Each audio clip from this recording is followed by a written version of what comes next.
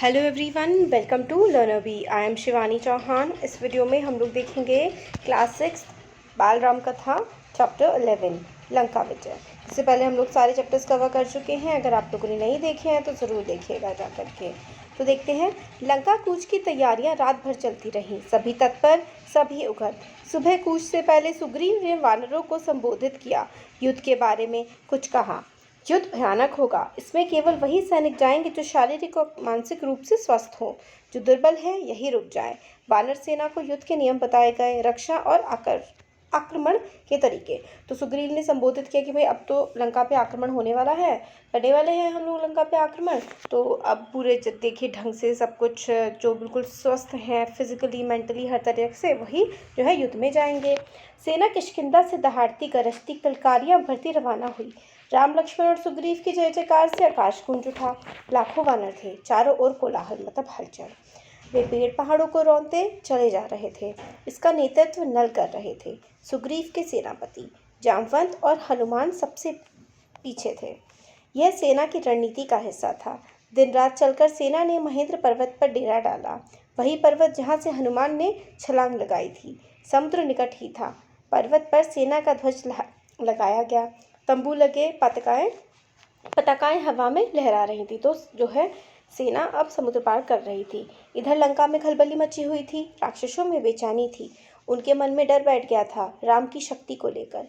जिसका दूत लंका में आग लगा सकता है वह स्वयं कितना शक्तिशाली होगा। नगर में चर्चा का विषय यही था। लेकिन रावण इनसे अब अनभिज्ञ था। उसे कौन बताता। किसी में इतना साहस नहीं था। तो मतलब सब लोग तो डरे हुए थे कि भाई जिसका दूत इतना ज़्यादा शक्तिशाली है वो राम कैसे होंगे। तो सब लोग डरे हुए थे, मगर रावण को कोई फर्क नहीं पड़ रहा था। ये चर्चाएं विभीषण ने सुनी। नगर की हताशा उससे देखी नहीं गई। ऐसी हताश सेना युद्ध नहीं कर सकती। उसकी पराजय निश्चित है। वे रावण के पास गए, उसे सही स्थिति बताने समझाने। राम से युद्ध न किया जाए। उन्होंने कहा, आप सीता को लौटा दें, सबका कल्याण इसी में है। सीता मिल जाएंगी तो वे आक्रमण नहीं करेंगे। रावण ने विभीषण की बात अनसुनी कर दी। उन्हें अपने कक्ष से निकाल दिया। क्रोध में वह स्वयं भी उठकर चला गया सभा कक्ष की ओर। उसे राम के समुद्र तट तक पहुंचने का समाचार मिल चुका था। सैनिकों ने राम की सेना की पताकाएं दूर से देख ली थी। विभीषण रावण के पीछे चले, बोलते रहे, सीता आपके गले में बंधा सांप है, वह आपको डस लेगा। इसे छोटी बात मत समझिए लंकाधिराज, ये संकेत महाविनाश के हैं। मैं अब भी कहता हूँ, सीता को लौटा दीजिए, लंका बच जाएगी। तो विभीषण तो देखिए पूरी तरीके से समझा रहे थे रावण को कि भाई सीता को छोड़ दो, लंका बच जाएगी, नहीं तो लंका का सर्वनाश हो जाएगा। रावण बोलता है, तुम मेरे भाई नहीं, शत्रु हो, दुश्मन हो तुम मेरे, ऐसा बोलता है रावण विभीषण को। मेरे शत्रु के शुभचिंतक हो। रावण का क्रोध भड़क उठा। निकल जाओ यहाँ से, मुझे तुम्हारा साथ नहीं चाहिए। रावण सभागार की ओर मुड़ गया। विभीषण पीछे, दोनों के रास्ते अलग हो गए। तो अब विभीषण को निकलने को कह दिया रावण ने। विभीषण उसी रात लंका से निकल गए 4 सहायकों के साथ। उन्होंने राम के पास जाना ठीक समझा, तो विभीषण राम के पास पहुंच गए। समुद्र पार राम के शिविर में अचानक खलबली मची। एक वानर चिल्लाकर सबको सावधान कर रहा था, हमारे शिविर में राक्षस आ गए हैं। विभीषण कुछ दूर खड़े थे। वानरों ने सुग्रीव के सामने पेश किया, वानर राज, मैं लंका के राजा रावण का छोटा भाई हूँ। तो विभीषण राम के पास चले गए थे और बोले जाकर के कि मैं राम की शरण में आया हूँ, आप मुझे उनके पास पहुँचा दे। विभीषण के चेहरे पर डर नहीं था, विश्वास था। शब्दों में षड्यंत्र नहीं था, कतारता थी। तो मतलब कोई षड्यंत्र नहीं था और मतलब पूरा विश्वास था, याचना थी। सुग्रीव को उनकी बात पर फिर भी भरोसा नहीं हुआ। तो विभीषण तो कह रहे थे कि मैं राम की शरण में आया हूँ, सुग्रीव को विश्वास नहीं हो रहा था। बोलते हैं, मेरा नाम विभीषण है। रावण ने मुझे लंका से निकाल दिया है। मैंने उससे सीता को लौटाने की बात कही। क्रोध और अहंकार में चूर रावण ने मुझे सभा में अपमानित किया।